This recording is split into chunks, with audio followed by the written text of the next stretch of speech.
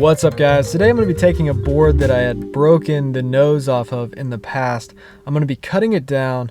I'm going to have one board that is almost a square and then another board that's a little bit longer. I'm going to try to do a Nollie Impossible with these boards. I'm giving about a 1 to 2 inch nose and tail on these boards. So with the Nollie Impossible, it's not going to be an actual Nollie Impossible because I'm not using my foot to drag around the board. It's going to be more of a monster flip, so a straight forward flip over the vertical axis, 360 degrees. I've done this before and it worked, but that time I was using a book. The book was much thicker, so the height of the board was closer to the width, so it was almost a cube. It was easier because of that. It flipped over a lot easier. Also, it was soft, so when I landed, it kind of sunk in and made it easier to land. This was years ago. I've lost the footage, but today I'm going to do it again. So 2 days ago, I posted a video about the physics of skateboarding. It was about how kickflips and ollies and pop shove-its work. And in that video, I explained why kickflips and shove-its are easier than impossibles. It's easier to flip the board. Since the board is thinner than it is long, it's easier to do a kickflip than it is to do a straight vertical forward flip, like a monster flip. In that video, I talked about if the board was shorter, like a square-shaped board, it would be easier to do a forward flip than it would to do a kickflip because of the way the wheels interacted with the ground. In most of these YouTube videos, I turn the camera on and I just talk. I do the whole thing in one take. So because of that, sometimes I say things that I was really never planning on saying, but I leave those things in there so you can get that normal train of thought. So one of the things that I thought of and I ended up saying in my last video was that if the board was a sphere, it would take the same amount of force to spin it vertically as it would to spin it horizontally. Because it's symmetrical, it wouldn't change as much. I got a few comments trying to debunk that idea, and I'd like to read them for you today. If you want to subscribe to this guy, I'm not going to say his name in this video, but you can go back to that one video, watch it, read the comments, and see who left these comments. This guy's really smart. He is definitely smarter than me, and he definitely knows physics better than me. I think what he's really arguing with is the fact that I'm not able to convey my points in a way that people can really understand what I'm trying to say. So here's the comment. I'll just read it. By the way, from a mathematical point of view, a sphere actually isn't stable. Symmetrical in shape, yes, but without a dominant axis in terms of mass distribution, it is actually a lot easier to spin or change the direction of the spin of a sphere. It's why spherical objects tend to roll away on any surface that's not perfectly level. In that sense, it's easily the least stable shape, really. It'll roll when given even the tiniest of opportunities. A triangular shape with equal lengths in all directions, think symmetrical pyramid, is the most stable. It would require the most force to even start rolling.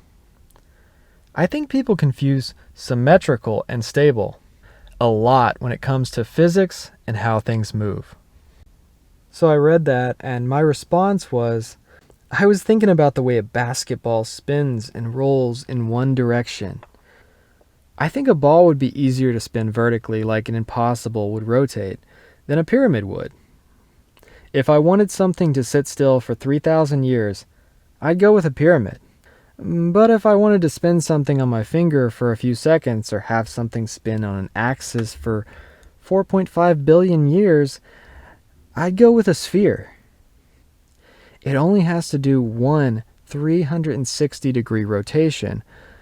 The board can't do a full 360-degree vertical rotation without a half kickflip 1/4 of the way through. But the basketball can easily do a vertical 360-degree rotation, just as easy as it can do a horizontal one. So if we were talking about the two objects sitting still on the ground without anything else interacting with those objects, the pyramid would be more stable.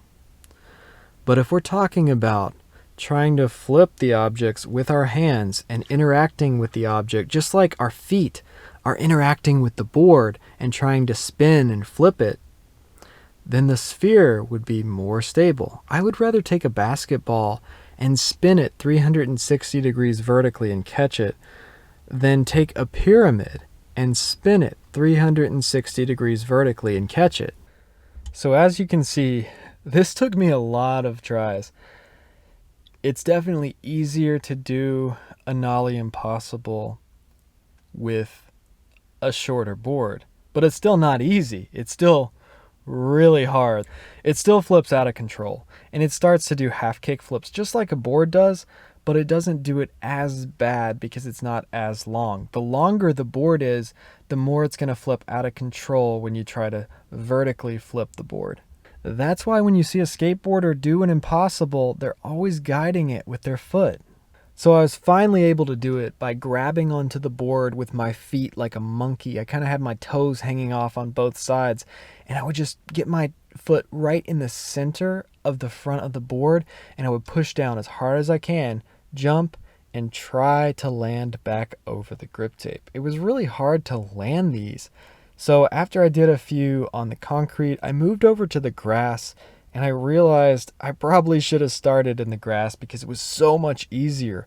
But I feel like it was totally different in the grass because the way the wheels interact with the concrete makes it flip way different than when you're in the grass. When you're in the grass, it actually moves a foot forward because the wheels don't roll on the ground as you're pushing straight down on the nose. So the board kind of flips forward and you have to jump to land on it. You have to jump like a foot forward to land on it. Now I want to show some clips of slow motion trampoline skateboarding.